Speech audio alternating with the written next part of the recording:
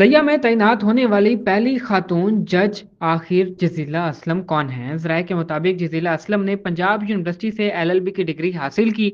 उन्होंने पंजाब में अदलिया में तकर्रुर के लिए मुसाबकती इम्तिहान में दूसरी पोजीशन भी हासिल की थी और मई 1994 में सिविल जज और जुडिशल मजिस्ट्रेट की हैसियत से पंजाब जुडिशल सर्विस में शमूलियत इख्तियार की थी।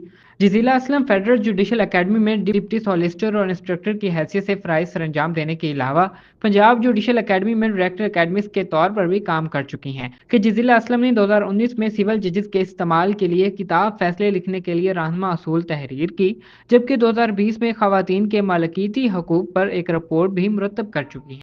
Jazila Aslam supreme court of Pakistan की पहली खातून रजिस्ट्रार भी रह चुकी हैं और ये एजाज़ भी उन्हीं को हासिल है। जजीला असलम सेशन जज ओकाड़ा की हैसियत से खिदमत सर अंजाम दे रही थीं और इससे पहले इस ओहदे पर वो कसूर और सियालकोट में भी फ़राइज़ सर अंजाम दे चुकी हैं। जजीला असलम माहौलियाती कवानीन में मुसाहलियत और अदालती इस्लाहात पर कई बैनुल-अक़वामी कॉन्फ्रेंस में शिरकत कर चुकी हैं। वो 3 बच्चों की देखभाल भी कर रही हैं।